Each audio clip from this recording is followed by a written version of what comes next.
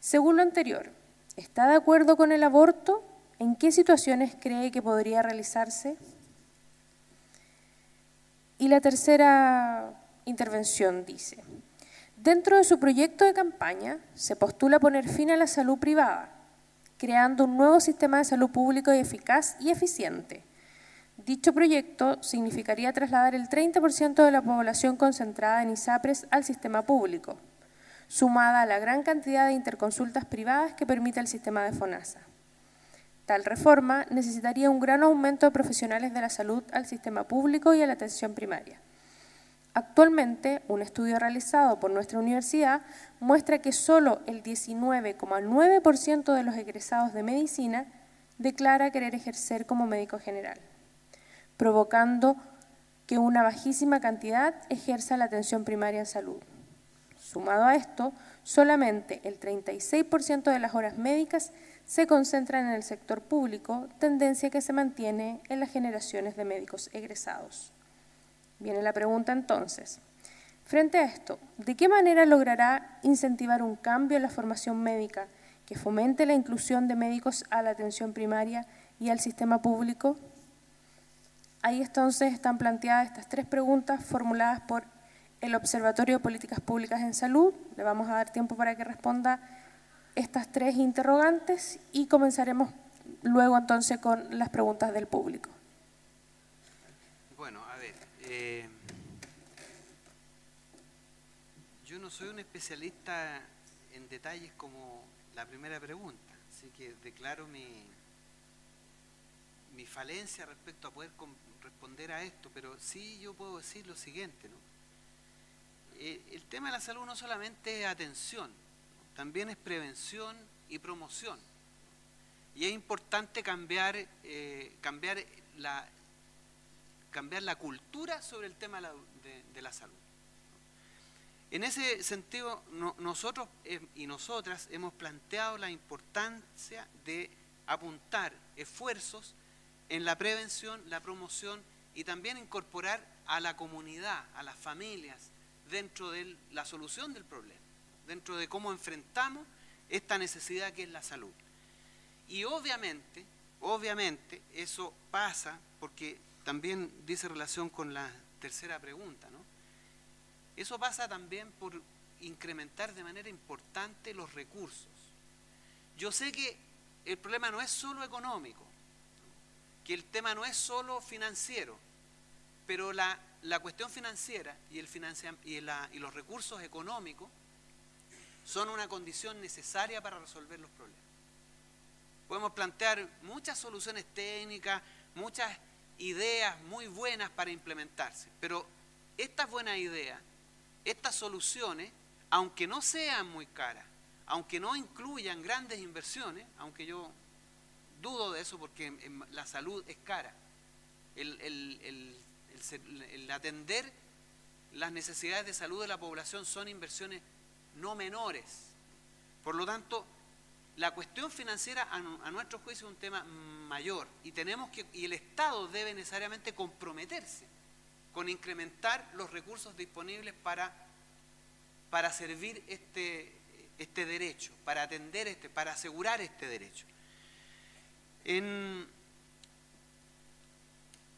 Claramente, si nosotros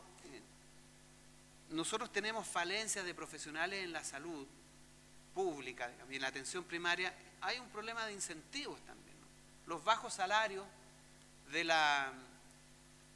los trabajadores en salud son un desincentivo para estar presente ahí. Por lo tanto, mejorar los sueldos, mejorar las condiciones laborales de las personas que atienden los servicios de salud pública es también una tarea que no podemos, es parte de las inversiones que hay que desarrollar. Y en ese sentido generaríamos un conjunto de incentivos que aprovecharían los médicos, los especialistas para poder estar en los servicios públicos. Aquí, más que en el caso de la primera pregunta, la cuestión de los recursos es importante. Nosotros tenemos que ser capaces de asegurar el buen desempeño profesional, asegurar una carrera profesional en el sector público, y eso es lo que nosotros estamos planteando. A nuestro juicio, Si nosotros fortalecemos las inversiones en salud, si esa es la prioridad, si las grandes inversiones se hacen en hospitales públicos, si tenemos mejores hospitales públicos, si damos becas y fortalecemos los servicios públicos, vamos a resolver el problema del desincentivo. Es absolutamente impensable para cualquier persona hoy día, en el estado en que está la salud pública, que está en un estado precario, tremendamente precario, que estas cosas puedan ser distintas, que los números que se nos entregan respecto a la cantidad de médicos que están ahí o las atenciones disponibles en materia de profesionales, el actual sistema público de salud no es un incentivo precisamente para el desarrollo de carreras profesionales. Nosotros pensamos y nosotras pensamos que si fortalecemos la salud pública, si aumentamos las inversiones, si mejoramos, si aumentamos las plazas y los salarios de los profesionales, claramente vamos a tener números distintos y esto debería orientarse precisamente en la dirección inversa. Ahora, respecto al aborto terapéutico, bueno, lo que nosotras y nosotros estamos planteando es que obviamente el aborto terapéutico debe ser legalizado. Ya no tiene mucho sentido, ¿no?, insistir en esta política de negarlo. Y además planteamos que el aborto como práctica no debería ser penalizado, ¿no? Y decimos esto por lo siguiente, porque en realidad la discusión filosófica, la discusión religiosa o científica sobre esto no tiene ningún sentido en el país en que estamos viviendo. Aquí no hay ningún derecho consagrado. Un niño cuando nace ni siquiera tiene el derecho a que sus padres cuiden de él, porque están 12 horas trabajando. Fíjense que los datos que tenemos es que por familia ya en Chile trabajan 2 personas, o sea, el padre y la madre están trabajando, están fuera de la casa y trabajan 12 horas por salarios que no les cubren las necesidades. Entonces, ni siquiera el derecho a ser cuidado, atendido y bien tratado por sus padres está asegurado en esta sociedad. Y dada la crisis matrimonial que existe también, precisamente por una sociedad enferma, ¿no?, llena de automedicamentos, depresiones, angustia, crisis de pánico que han explotado eso como factor de enfermedad colectiva, entonces la responsabilidad por la nueva vida siempre recae sobre la mujer, mayoritariamente, de manera importante. Entonces, si el Estado, que debe tener, porque el Estado no es un funcionario público, hay que entender esto, ¿no? El Estado es la expresión de lo colectivo, ese es el Estado. Y si nosotros como país no asumimos la responsabilidad sobre la nueva vida, si no le aseguramos nacer en un lugar decente, si no le aseguramos la salud, no le aseguramos la educación, no le aseguramos ni siquiera el derecho a comer, porque si sus padres no tienen trabajo, no hay nada que le cubre sus necesidades de alimentación básica y primaria, entonces, ¿con qué derecho el Estado le exige a esa persona, a la madre, que se haga 100% cargo de la nueva vida? Si yo le doy la obligación, entonces le doy el derecho a elegir. Por eso nosotros planteamos que debemos despenalizar el aborto en general y legalizar el aborto terapéutico en particular. Y cuando esta sociedad sea más responsable, cuando efectivamente seamos una sociedad de derechos, ahí empecemos esa discusión filosófica, ética, moral, religiosa, que en esta circunstancia no tiene ningún sentido, porque finalmente, si no nos hacemos cargo de la vida, porque la vida no es solo responsabilidad del padre y de la madre, todos somos responsables colectivamente de la nueva vida. Si no hacemos eso, entonces no tenemos ningún derecho a instalarle a las mujeres la obligación de cubrir 100% las necesidades de la nueva vida y hacerse cargo por ello. Eso es mi respuesta fundamental.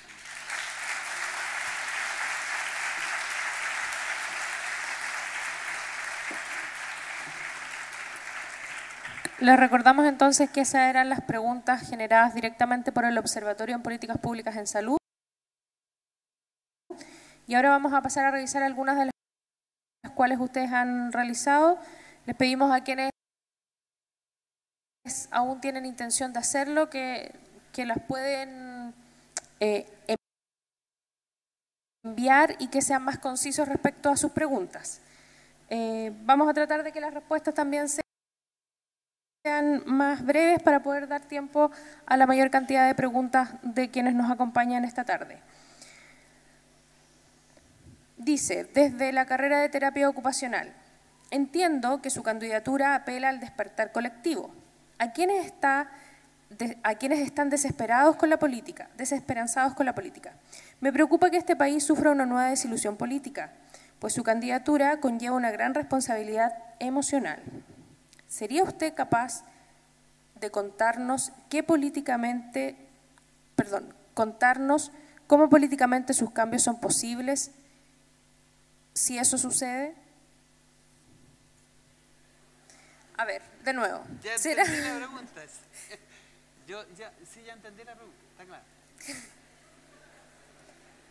Ya. Bueno. Esta ronda la vamos a ir haciendo de a una para poder ir acotando cada una de las respuestas. Yo como ustedes y como la gran mayoría estamos decepcionados de la gestión política, no de la política. Insisto, la política, como decía Bertolt Brecht, el peor ignorante es el ignorante político, que no sabe que hasta las decisiones más fundamentales, hasta la calidad del agua que uno toma, es una decisión política. Por lo tanto, aquí no debemos perdernos. La política es sustantiva y esencial y no va a haber ningún cambio, si nosotros no nos convertimos en actores políticos. Yo no puedo dar ninguna garantía de que estos cambios los vamos a hacer, porque no los voy a hacer yo. Eso es lo que tenemos que entender. Estos cambios no los hago yo. Lo hacemos todos, y si no lo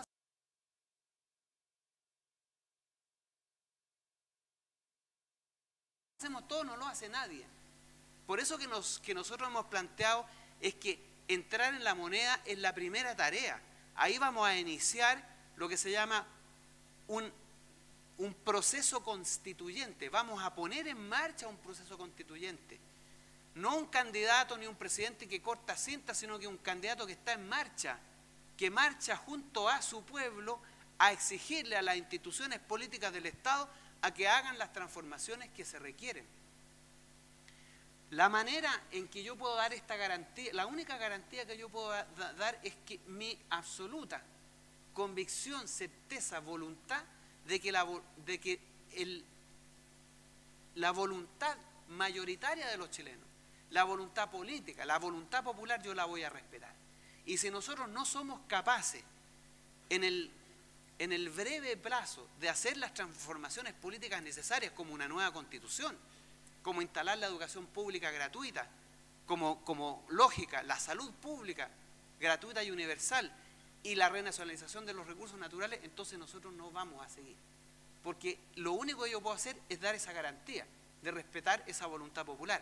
Pero si el pueblo de Chile no hace esas transformaciones, no las quiere hacer, vamos a necesitar no solo marchas estudiantiles, marchas de los trabajadores de la salud, vamos a necesitar organizaciones sindicales, estudiantiles, sociales, exigiéndole al país, a las instituciones públicas, que la nacionalización del cobre se haga, que la salud pública se instale como una meta social y fundamental. Esa es la única garantía que yo puedo dar. Es decir, que efectivamente ustedes se constituyan en actores políticos y pasen a la primera línea. Y no solamente marquen un voto y digan, sí, me gusta el programa de este señor, habla bien, hace cosas entretenidas, le creemos. Yo no, de verdad no me interesa eso. De verdad les digo honestamente, eso no es lo que me interesa.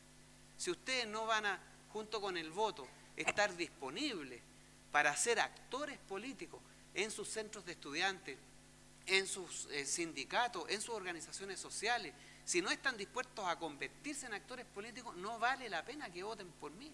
No vale la pena. Porque el voto es una pura parte. La otra parte es cómo sociedad nosotros le exigimos. Es mucho, es fuerte los cambios. Tenemos que desmontar un sistema institucional hecho para negar los derechos. Se construyó para negar todo derecho sobre la faz de esta tierra chilena. Y nosotros, para poder cambiar eso, no basta con que elijamos un candidato distinto que habla cosas bonitas o que les parece más convincente. Nosotros y nosotras, si no somos todos nosotros actores políticos movilizados activo, no vamos a lograr nada. Esa es la única garantía que yo doy. Abrir las puertas a una participación política convincente, decidida, activa, tenaz, porque los cambios no son menores. Eso es lo que yo puedo decir. En ese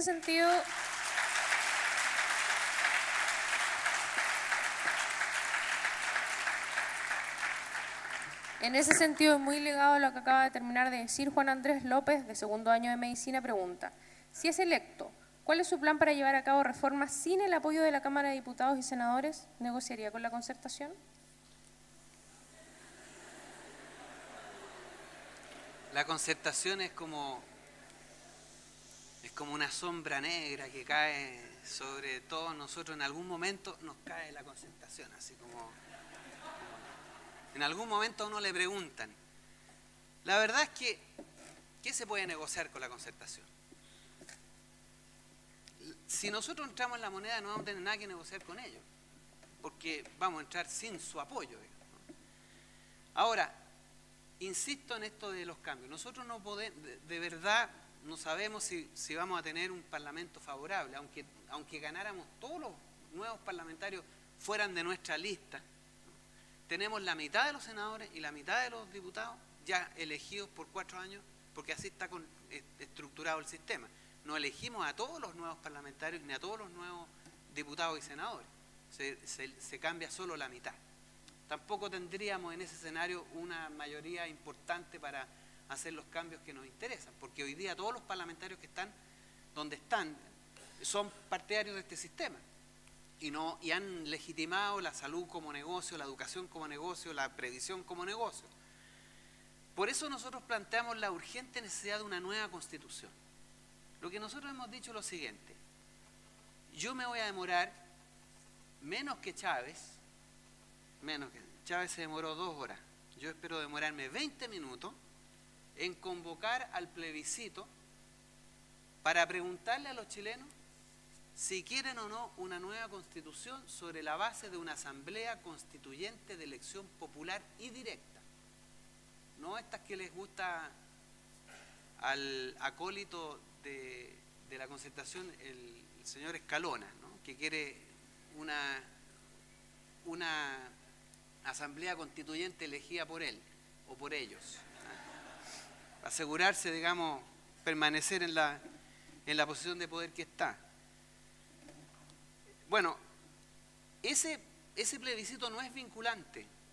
Es decir, yo no puedo obligar a los parlamentarios a que se convoque una asamblea constituyente. Hay distintos argumentos de especialistas en derecho constitucional que dicen que sí se podría, otros que no, pero finalmente da lo mismo. Si un 80% de chilenos dice que queremos una nueva constitución sobre la base de una elección popular de una asamblea constituyente, es muy difícil, yo imagino impensable, que los parlamentarios se puedan negar a la voluntad popular. Yo lo imagino impensable. Además, no le vamos a hacer la tarea fácil para que se nieguen a ello. Y ahí es donde vamos a tener que marchar, y ahí es donde vamos a tener que redactar declaraciones, ahí es donde vamos a tener que exigirle como sociedad a los parlamentarios, a la justicia, que convoquen a esa asamblea constituyente. Esa nueva constitución nos tendrá que permitir la renuncia inmediata de todos los parlamentarios y la elección directa de una nueva Cámara de Diputados o de una nueva Cámara de Representantes, la función que nosotros le demos a esa Constitución. Pero lo que aquí tenemos que tener claro es lo siguiente: un señor que está ya muerto no puede instalarnos la forma en cómo tenemos que vivir, si eso es que es lo absurdo.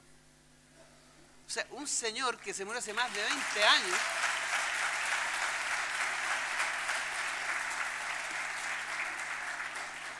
y quiero que se entienda en el buen sentido de la palabra, que está bien muerto, digamos, ¿no? No nos puede instalar, porque ya no está vivo, digamos, ¿no?, para que quede claro, digamos, ¿no? No puede, lo decía Camilo Enríquez hace 200 años atrás. Una generación no le puede imponer a otra la manera en que tiene que vivir. Y nosotros llevamos 200 años en que siempre minorías privilegiadas nos deciden lo que tenemos que pensar, estudiar, cómo vivir, cuál es la moral que debemos adoptar, cómo tenemos que educarnos, cuál es el sistema de salud más apropiado, es que simplemente es inaceptable. Y por eso que para nosotros la voluntad popular, política, es fundamental. Iniciar, despegar a partir de la elección presidencial un proceso constituyente que debe terminar en una nueva carta constitucional sobre la base de la voluntad popular y nuevas leyes orgánicas constitucionales en materia de salud, en materia de vivienda, en materia de educación, en materia de previsión, en materia de recursos naturales, en la relación con la naturaleza, el código del trabajo. Hay muchas transformaciones que tenemos que hacer, pero para eso requerimos fundamentalmente iniciar un proceso constituyente. Y eso es lo que vamos a hacer en primera instancia. Antes de ir a almorzar al Cerro Castillo, vamos a firmar el decreto para convocar a un plebiscito preguntándole a los chilenos si quieren una nueva constitución. Esa es la manera que nosotros lo imaginamos. Y además es la única manera, ¿no? Porque finalmente las instituciones se acomodan al poder, ¿no? Eso es lo que ha pasado. Fíjense ustedes, antes del 2011 no había voto voluntario, se apresuraron en hacerlo, porque el poder de los movimientos sociales y estudiantiles lo exigía. Fueron inmediatamente a buscar una reforma tributaria, a la manera de ellos, julera, digamos, ¿no? Pero a la manera de ellos, ¿no? Inmediatamente la señora Bachelet se baja del avión y su única obsesión es ser de nuevo la mamá del movimiento estudiantil, ¿no? Y lo único que quiere es que la elijan a ella como la madre superiora, y no le va a resultar. No le va a resultar, porque el movimiento estudiantil se politizó. No es porque sea mala persona, sino que porque se politizó. Y ella no está al servicio de las grandes mayorías. Ella tiene vínculos privilegiados, porque representa la Concertación, con la clase dirigente, con el grupo Luxi, con el grupo Angelini. Ella lo hizo, sirvió a esos grupos, y no va a ser distinto en su nuevo gobierno, ¿no? Por lo tanto, cuando la política se expresa, cuando los movimientos sociales se levantan y exigen las transformaciones institucionales, estas instituciones se acomodan. Por eso creo que el mecanismo fundamental es poner en marcha el proceso constituyente.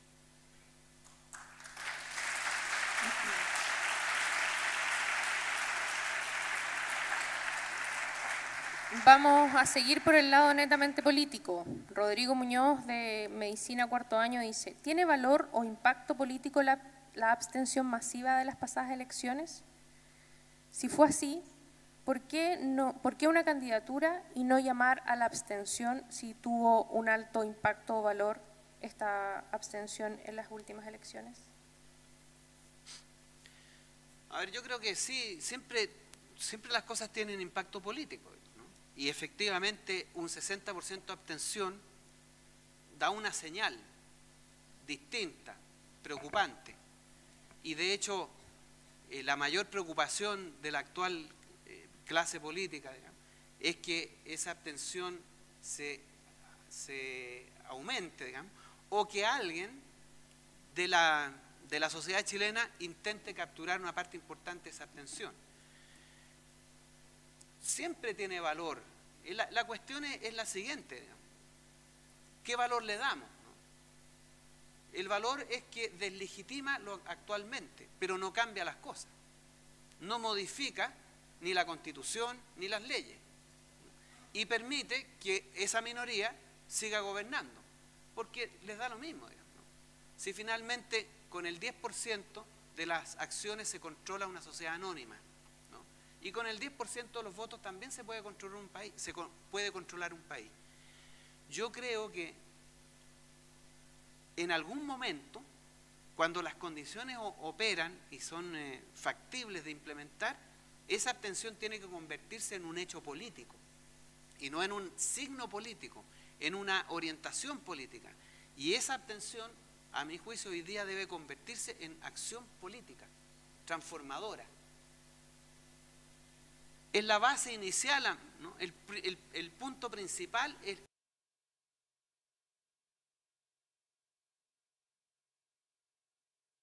que la tenemos que convertir en acción política, conglomerado político, orgánica política, y finalmente nuevas instituciones políticas para Chile. Esa es así lo veo yo por lo menos. Vamos a ir específicamente al tema de salud. Jacob, de segundo año de medicina, consulta. Usted plantea dar fin al lucro en el área de la salud. ¿Qué políticas específicas implementaría y en qué orden cronológico, si es que existiera? Bueno, no sé qué significa políticas específicas, ¿no? Pero, en el área de salud. Pero a mí me parece que es suficientemente específico decir, por ejemplo, que todas las enfermedades deben ser cubiertas, ¿no?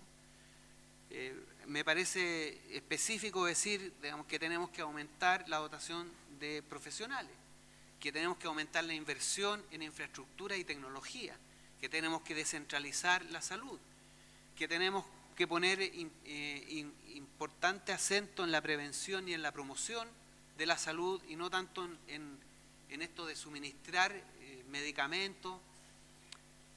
Una de las cosas que no dije que también nos parece importante señalar es que tenemos que volver a esto de lo que fue el Laboratorio Chile, o sea, un laboratorio de carácter nacional que permita hacer la investigación y la producción de medicamentos de bajo costo y que pueda cubrir las necesidades y romper el negocio escandaloso de las farmacias.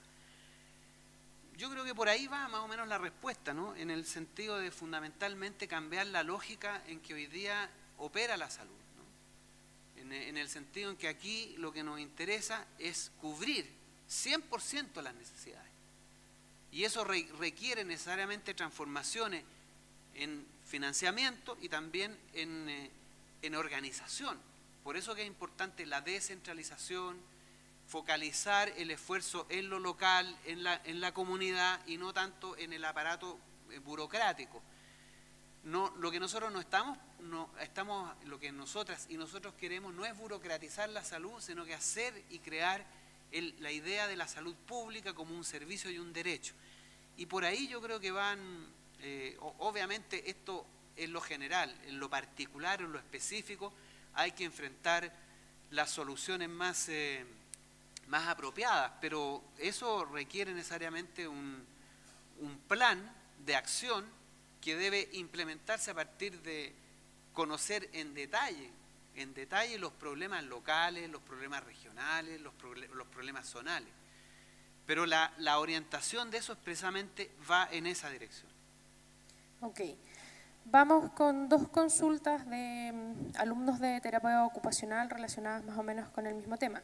Dice, actualmente existe un centro de rehabilitación privado llamado Teletón, que a pesar de ser una buena institución, no es público, ni para todas las edades. En este caso, ¿qué medidas tomará para tener un centro de rehabilitación público y para todas las edades, teniendo en cuenta que el mayor porcentaje de discapacitados pertenece a un grupo etario que se puede desempeñar laboralmente? Entonces, ¿qué propone usted en relación a la ley de discapacidad con los centros de rehabilitación públicos en todo Chile? ¿En qué plazo de tiempos? Bueno, la Teletón, otra mochila odiosa de esta cultura chilena. Yo espero que en Chile nunca más sea necesario hacer una Teletón, solamente por la ambición de nunca más ver al señor Francisco, don Francisco.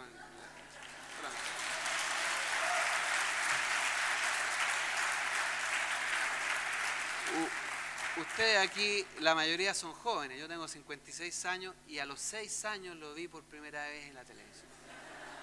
Llevo 50 años, casi es peor que un cáncer, ¿no?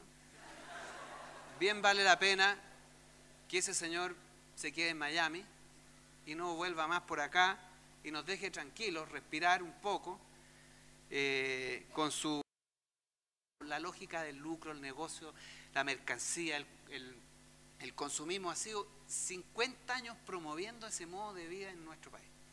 Parece que ya hay que también cambiarlo. Ahora, yo creo de verdad que la Teletón es una aberración.